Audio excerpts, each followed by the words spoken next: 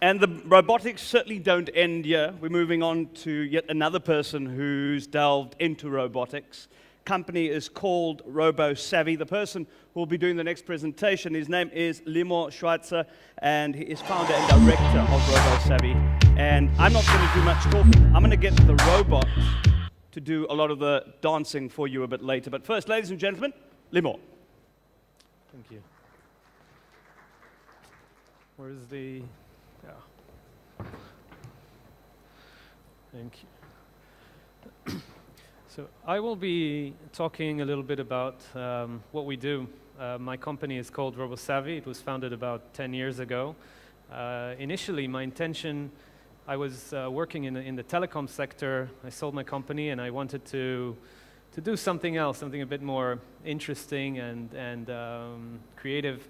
And I thought robotics was a good thing at the time. That was 10 years ago. And I had this wonderful business plan, which I went to the VCs that previously I managed to raise lots of money for the telecom software.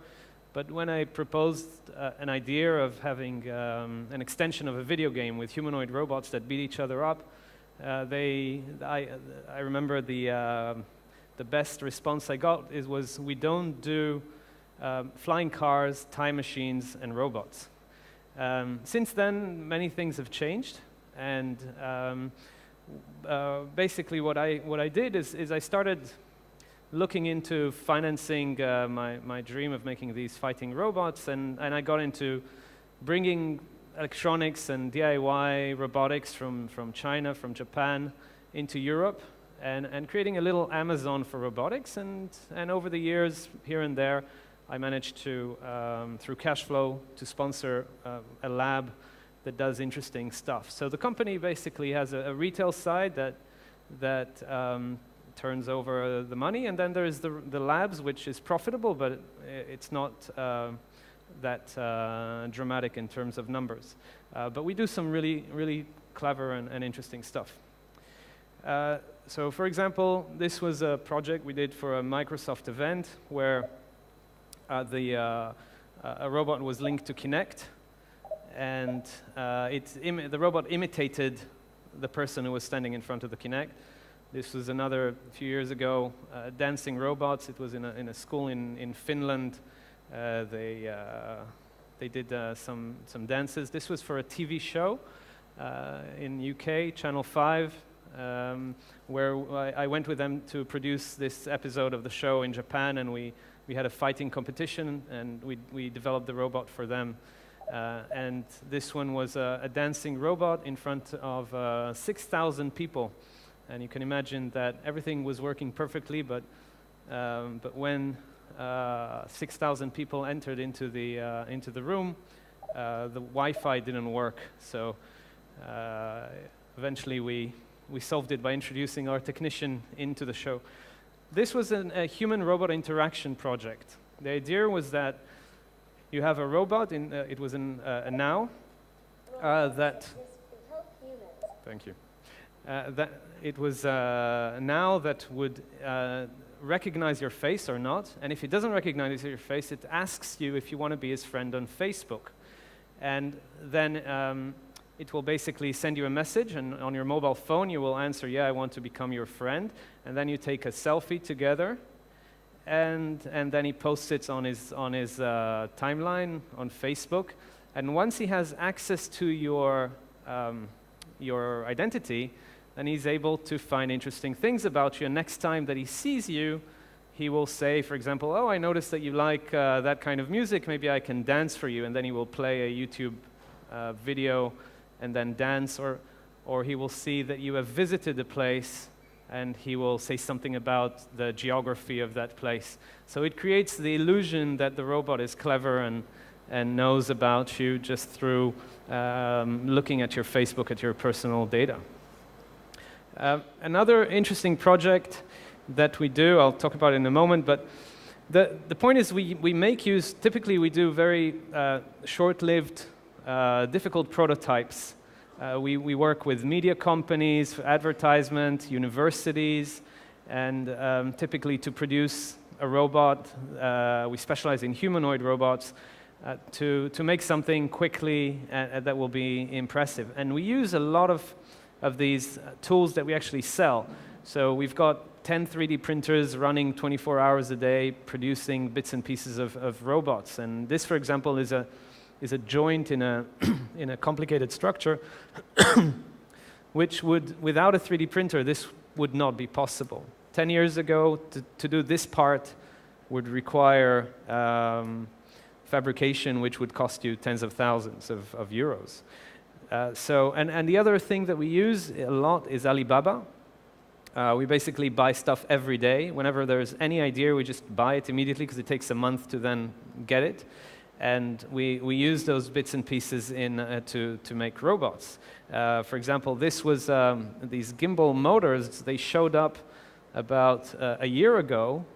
They never existed before that. They were used for camera stabilizers. And it turns out that these motors are called torque motors. They're sold for 2,000 euros if you buy them as robotic components. But when you buy them on Alibaba, which are intended for the hobby market, they cost you 30 euros. So things are evolving quickly through this ecosystem of hobby and purchasing from China.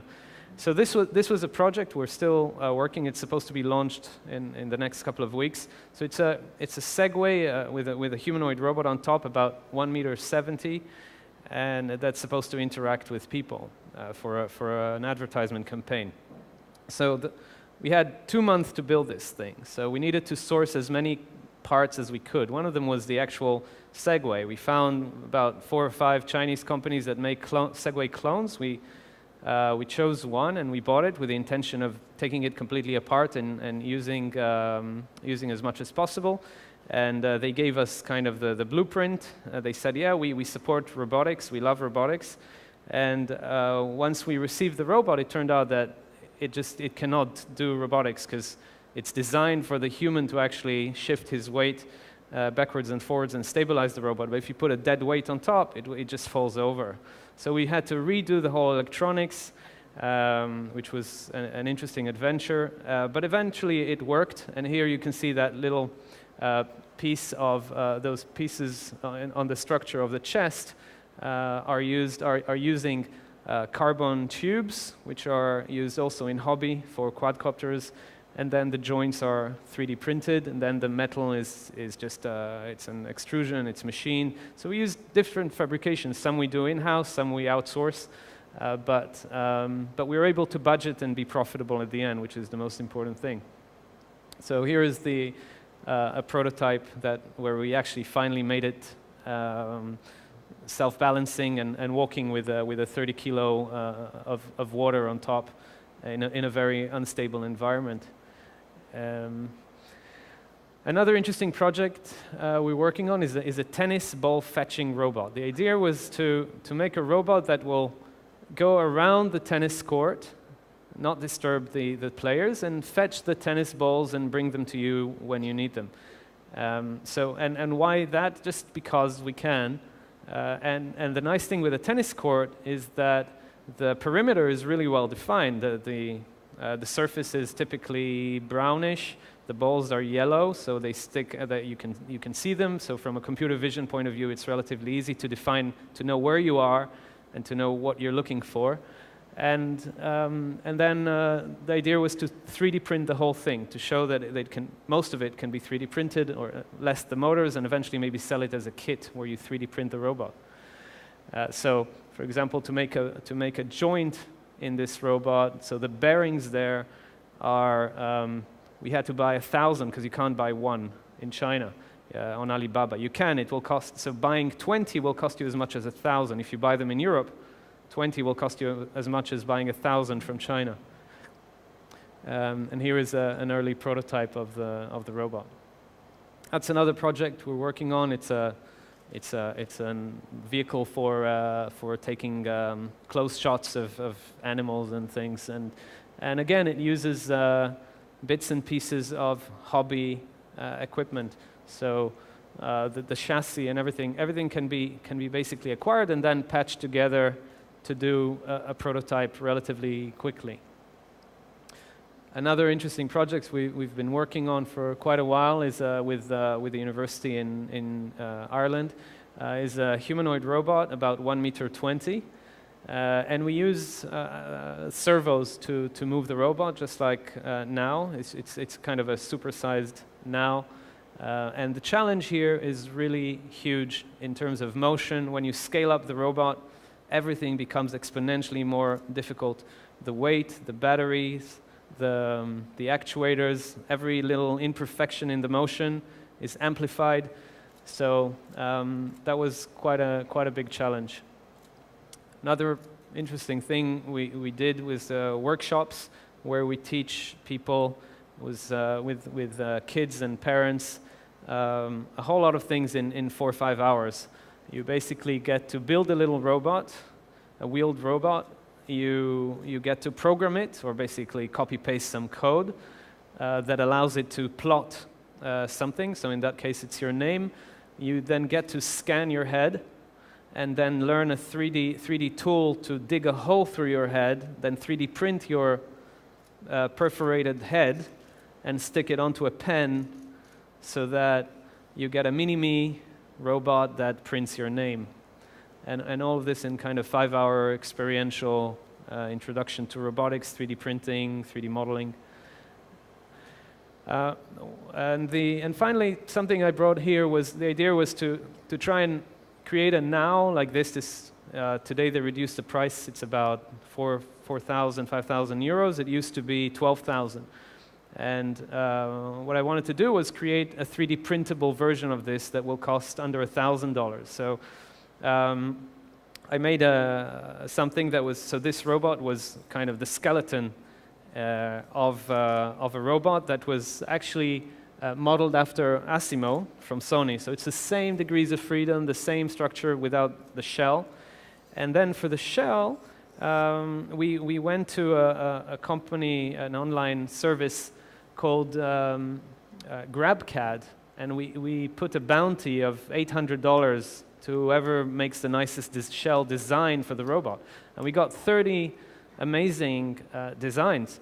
And finally, one of them won. He was a postdoc from Carnegie Mellon, and he made this. So this is basically the same robot, more or less, but that would look eventually like that. So he won, but we're still working on actually making this manufacturable, which is a challenge on its own. So now, one last thing I'm going to show you is a project that I mentioned before. It's when we had to do a dance routine in a live event in a room with 6,000 people of a dancing robot with actually dancers, real dancers that had to work with the robot. And it was very intensive, 2-3 weeks of work to create the dance, and we had to learn about choreography. And so we analyzed, engineers, right? So we analyzed YouTube videos of Beyoncé to try and reverse engineer what she does. And we eventually managed to get some of the moves and understanding of how the choreography is done.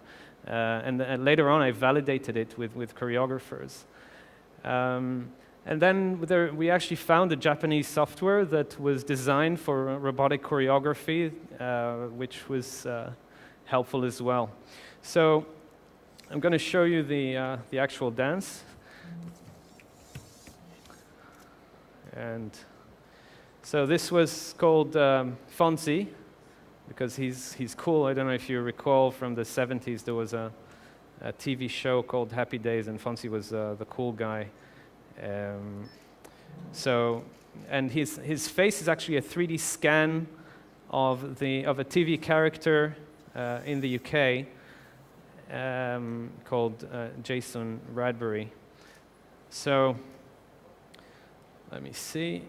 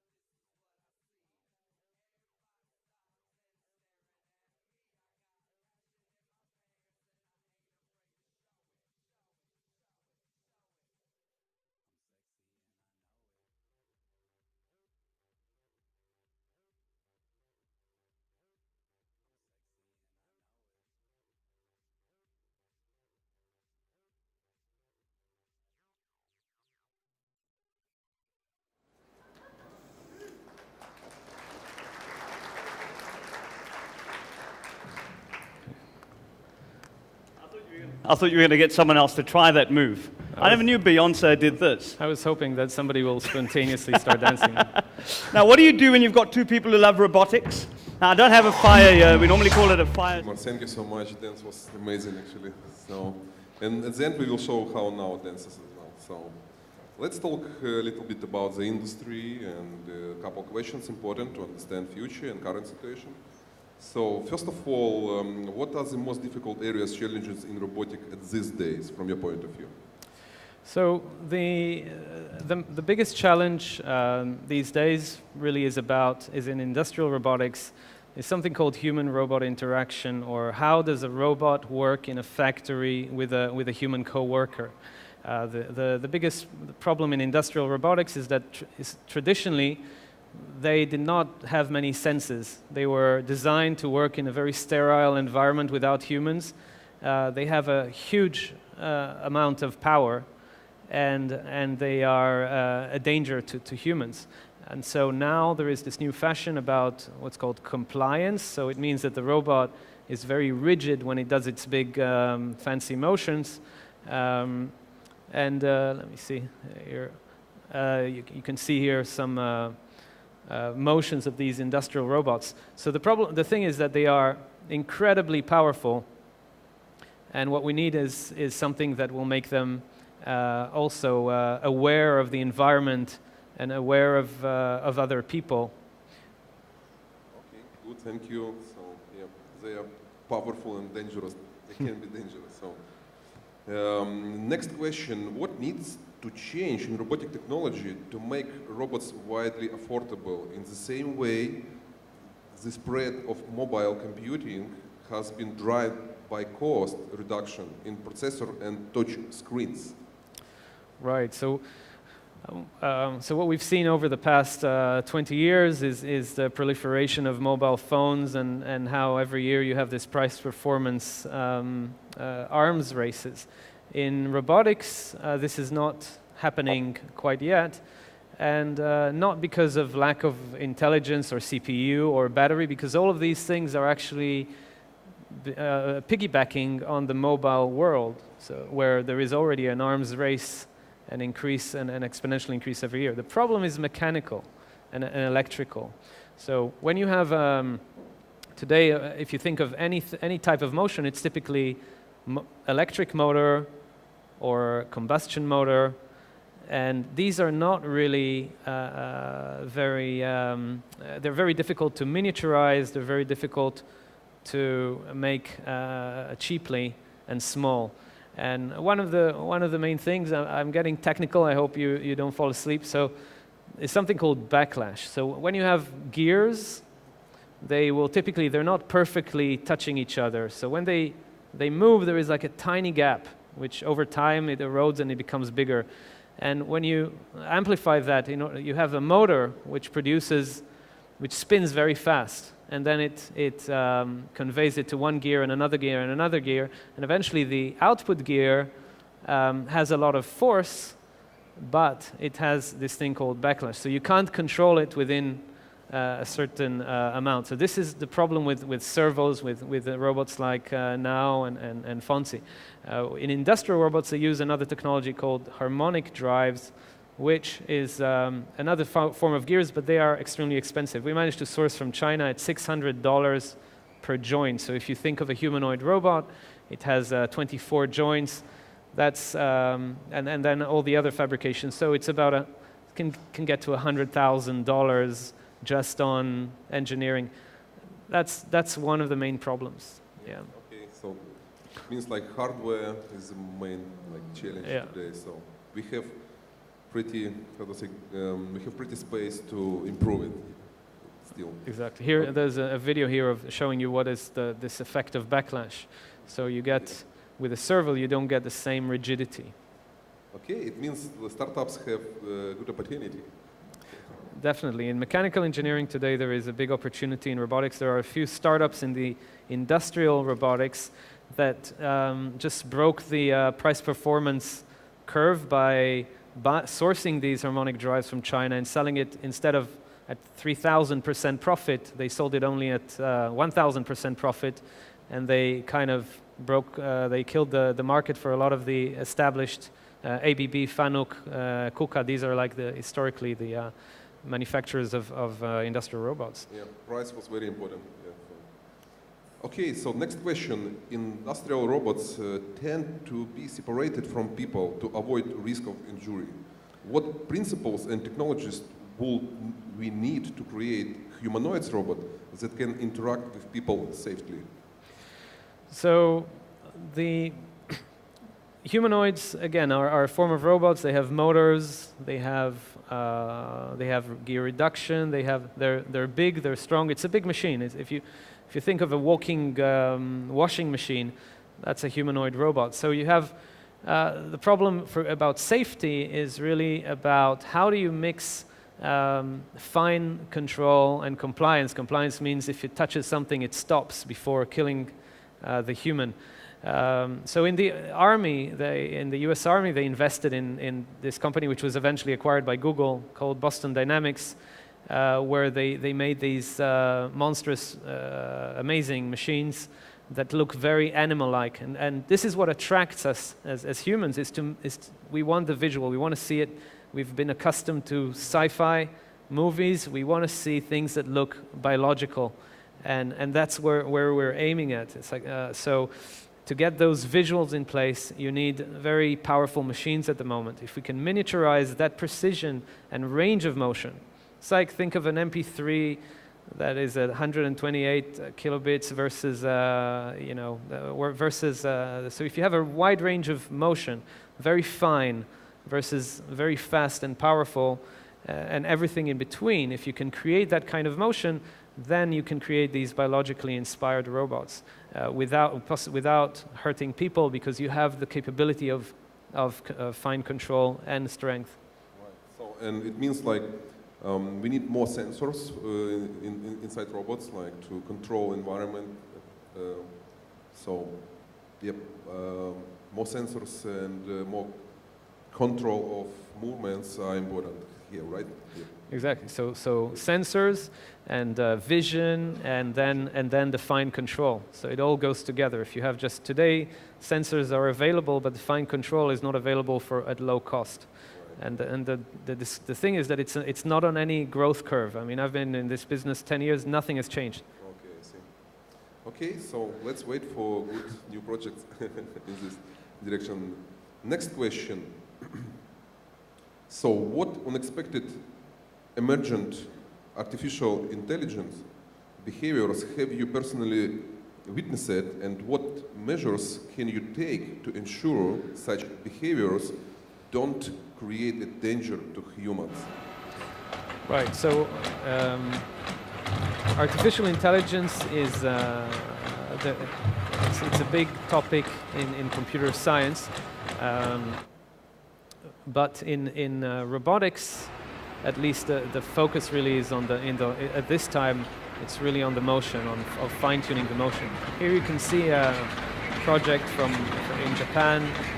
It's tens of millions of dollars to get a robot to just run. So emergent behavior, and these things, we're far from that. It's just getting the mechanics and the control.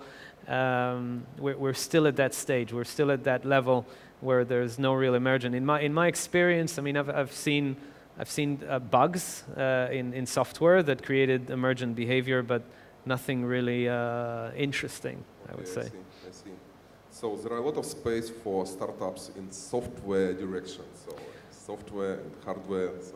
Yeah, there's definitely, at the moment I feel that it's like, it's about like, the mobile app scene when Android just came out. There's like a whole world of possibilities and nobody's there because there is no clear business model and return on investment for venture capital community to understand clearly how you get from A to B and get your return on investment in robotics. Okay, I see. Good, thank you. So the next question is, what are the other dangers we need to be aware of related to the development of humanoid robots? Other dangers? Yeah. Not really. I think we covered all the dangers. I mean, I'm quite skeptical about the dangers. It's an engineering exercise.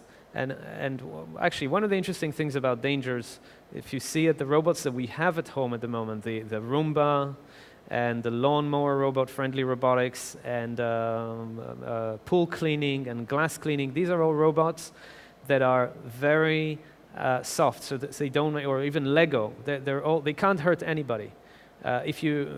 Because they're a closed system, they're not really mobile. If you think of gadgets that you have, and how many of those are actually mechanical or move? Nothing, but there's hardly anything that moves. Our dishwasher is a robot, but it's enclosed in the wall. So the problem is really, if the robot does damage, who is liable? It's in the end, it's some programmer that had a bug, or is it? But the liability is a big issue. And another interesting industry to look at is personal aviation. In the 50s and 60s, before you had all this culture of lawsuits, there was like an amazing proliferation of crazy airplanes, and it just died off. And Cessna just survived over the years, barely, just as in general aviation. So the problem is a legal problem also. If you create these big robots, they might be dangerous. If they damage, it can just destroy. So it's part of the liability of a company. I agree with you. But what do you think about too smart artificial intelligence? Too smart artificial intelligence? So they can control us, actually, at the end. Do you think so? No? I think that, for example, if artificial intelligence would replace our governments, that would be great. Good point. Okay, thank you.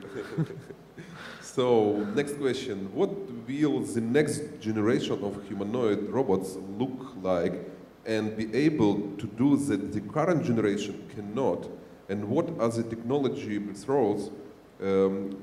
breakthroughs required to make this happen? What kind of humanoid robot? Sorry. What will be the next generation of humanoid robots like? Right. So, I think we're seeing now really did something amazing. Aldebaran, the French company.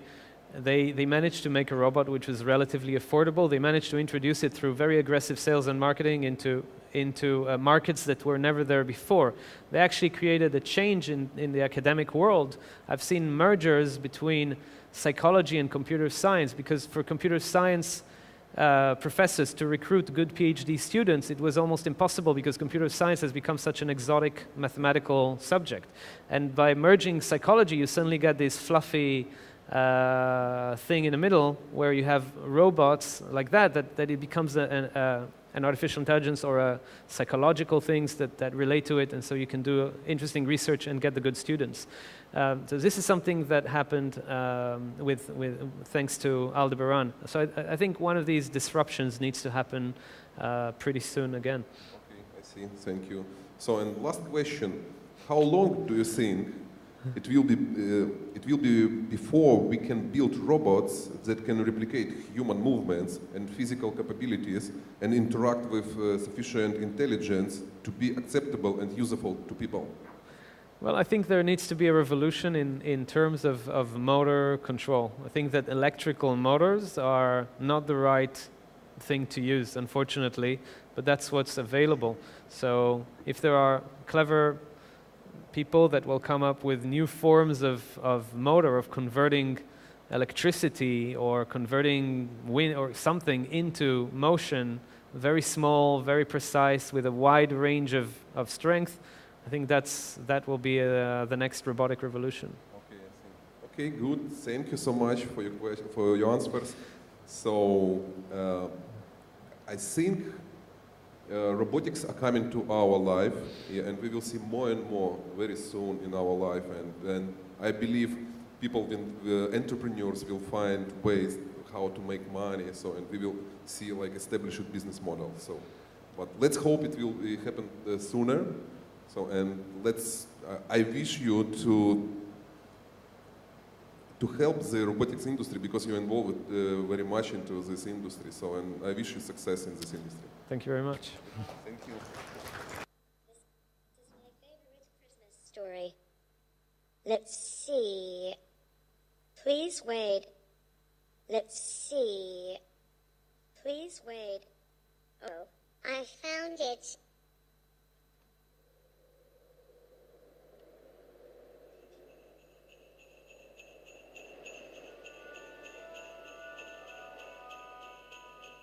was the night before Christmas, when all through the house, not a creature was stirring, not even a mouse.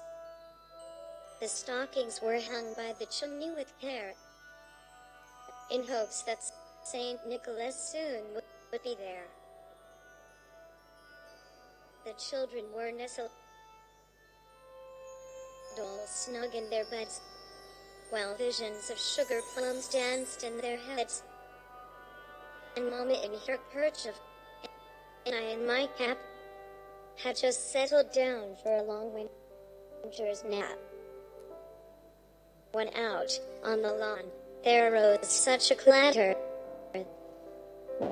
I sprang from the bed to see what was the matter. Away to the window, I flew like a flash, tore open the shutters and threw up the sash. The moon on the breast of the new fallen snow gave the luster of midday to objects below.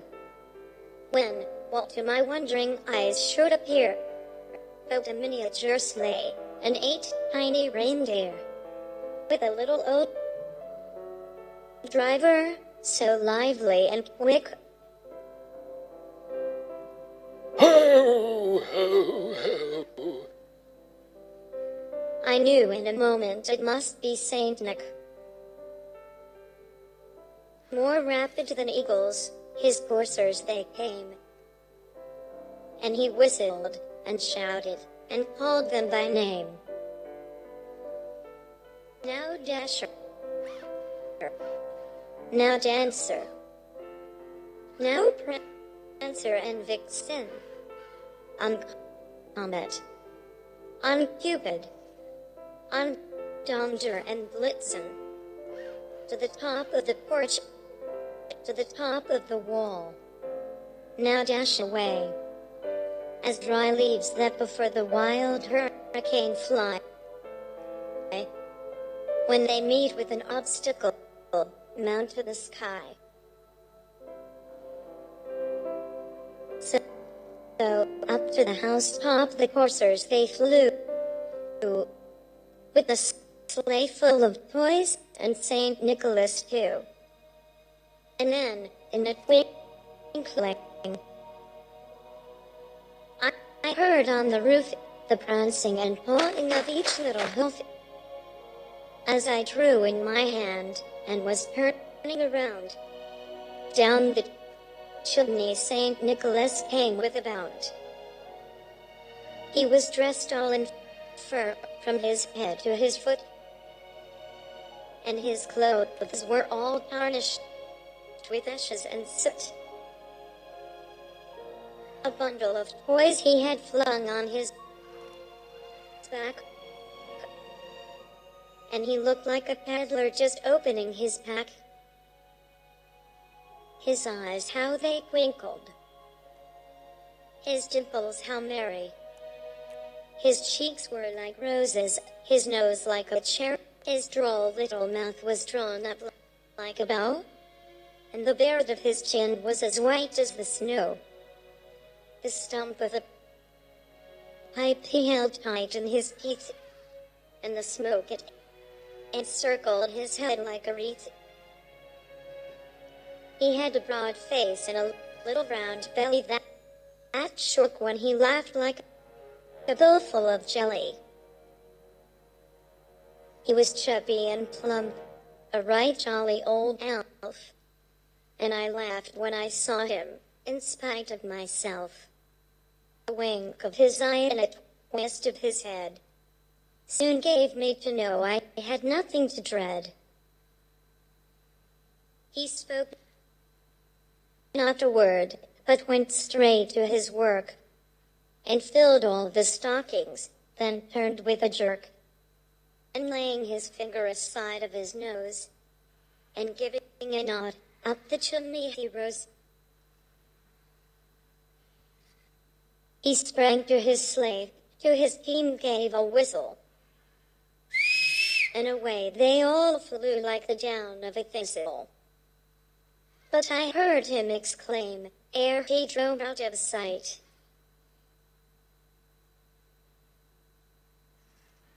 Merry Christmas. Ho, ho, ho, ho, ho.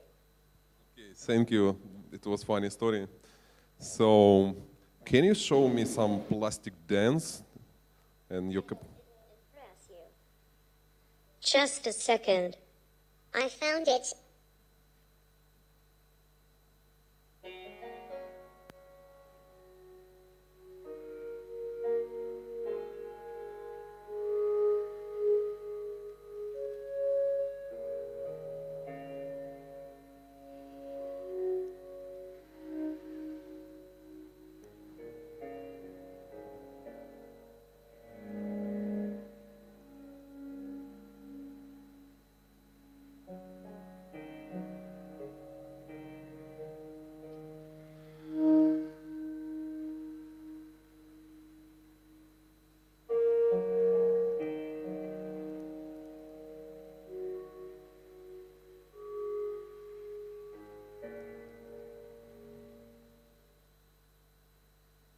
Okay, thank you. And now the last funny dance. Something like Gangnam Style. Please wait. Just a second. Let's see. Let's see. I found it.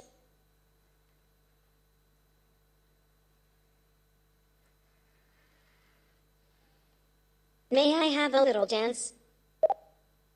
Yes. Yes. Thanks.